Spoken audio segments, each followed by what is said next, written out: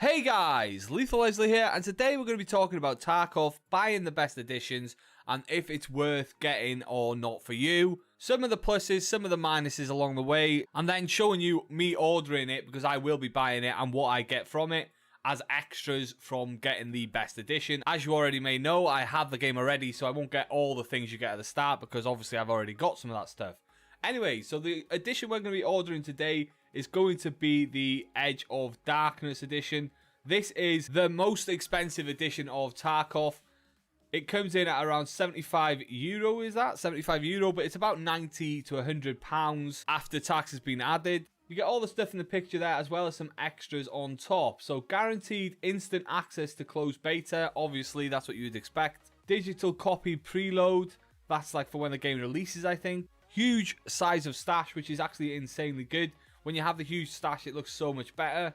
Additional equipment and resources, and these are all the things you get, but we'll have a look at that in game when we actually get them. Initially good standing with all in-game traders, which is actually really good as well. You actually save a lot of rubles with this, which is pretty sick. Unique in-game ID. I think this is where they give you the crown and make you yellow. And for me, the most important out of all these, going hand in hand with getting the Gamma case, which is the 3x3 pouch that you get for buying this edition, is the free access to all subsequent DLCs. Now, this is where I think you have to judge whether this is worth it for you. Obviously, this game has not been released yet. There is no release date yet. There is a lot of stuff. If you look on the wiki page, there is a lot of stuff they want to do to this game before release.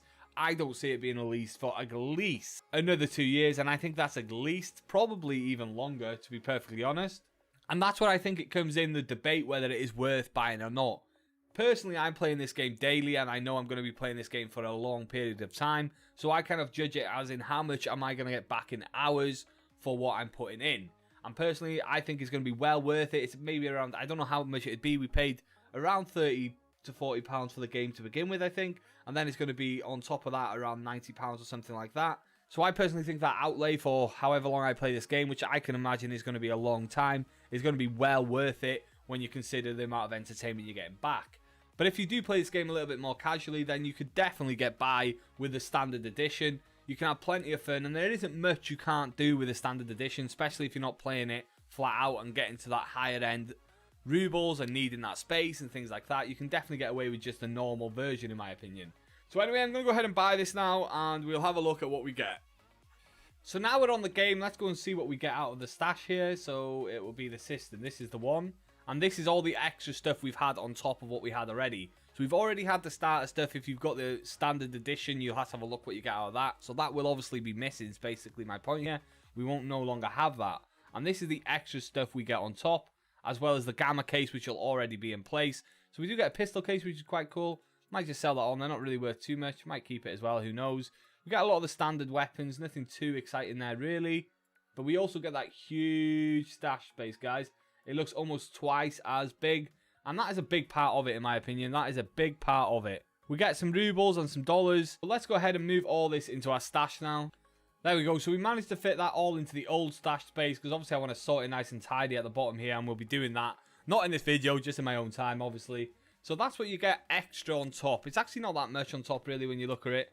One thing I will note, actually, is that when I did the hideout, I did buy something that extended my stash before I upgraded. So if I go to the stash now, I'm not sure if it's actually maxed out here now. It is maxed out, but I didn't get the 3.5mm back, which is quite interesting, really.